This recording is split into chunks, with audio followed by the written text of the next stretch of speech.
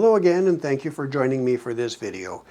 In the last couple of videos, we did a partial backup of a few select memory locations and transferred all of the information and files onto the computer desktop for safekeeping.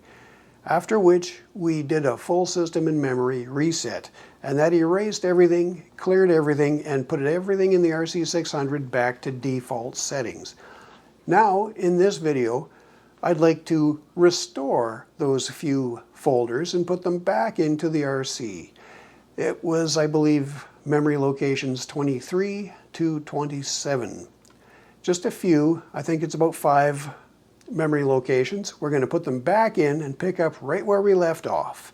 It's very easy to do, just follow along and you should have no trouble whatsoever. Let's just get started. Here we are once again at the RC600, and we are sitting with a completely empty machine. We've done a full system and memory reset. But now, let's see if we can restore some of the memories that we had removed and made a backup of. How do you restore some of those previously saved works that I had? All the configuration settings and all of the WAV files ready to go. Well, let's find out how to do that. My USB cable is already plugged into the RC600, and I'll plug in the other end momentarily. Let's first go to Menu and scroll over and go to the USB submenu and turn on Storage. Going to the Windows desktop, now, I want you to keep your eyes open here. You will see a bit of activity happening right there when I plug in the USB cable. And that's happening right now.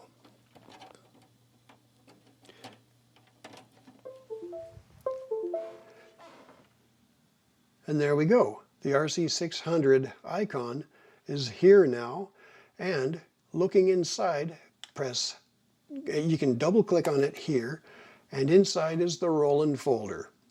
Double clicking on it, 2 clicks, there is a data folder and a WAV folder. And it should now be filled with files that are at a default setting. The WAV folders should all be empty. Well, this is the folder that we used to do a partial backup just a little while ago. Let's open that up. And inside, I've also made a data folder and a WAV folder. So first, look inside this data folder. And here is memory number 23 to memory number 27. There are 2 files each. Clicking on the first one, hold down Shift, click on the last one, and let's just drag those over to the data folder that is inside the RC600. Copy it, tell it to replace the files in the destination, because we want to restore those few memory locations. And the ones that are currently in the RC were empty, so overwriting them is the way to go in this case. Same thing with the WAV folder. You can use this arrow button right here to go up 1 level, and here is the WAV folder in the backup location on the desktop. Let's double click into here, and here are the WAV folders that were associated with memories 23 to 27. Clicking on the first folder, scroll down, hold down Shift, and click on the last folder. That highlights everything in between, and copy these into the WAV folder. Let it go, hit copy, and it should only take a few seconds. There they go.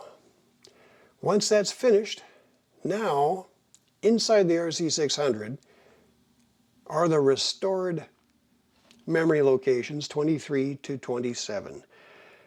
They are also still in my partial backup folder on my desktop.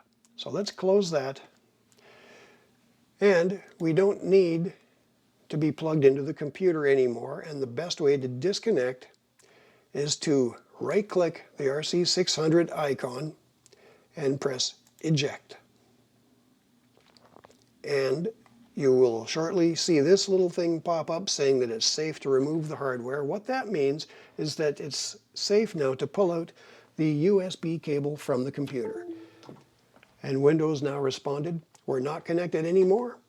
Let's go back to the RC600, and we're still at memory 01, but let's now go up to 23, which was empty previously, but now those WAV files are back in and all of the settings have been restored for those memory locations.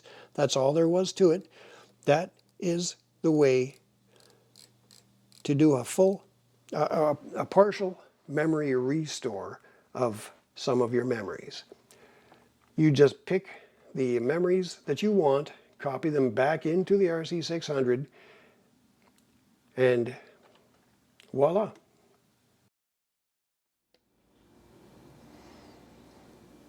And so there you go. That is how easy it is to do a partial system and memory backup on your RC600. You really just need to know a little bit about the data structure and the file arrangement of the BOSS system. You need to know a little bit about their naming conventions and how things are sorted and arranged. Once you have that under your belt, it's very easy to go into the data folder and the WAV folders, track down the files and WAVs that you're after, and just transfer them back and forth as you need. Anyway, there's a few things to know and a few things to understand when you go about all of this stuff, and hopefully now you've got a much better understanding of what's all involved. Anyway, please hit like and subscribe. Stick around, watch a couple more videos. There's a lot more interesting things coming up in the near future. We're going to soon be talking about input EQ settings and input effects, and that's very extensive and a lot of stuff to cover in those topics. Anyway, stick and stay. We'll talk to you again. Bye now.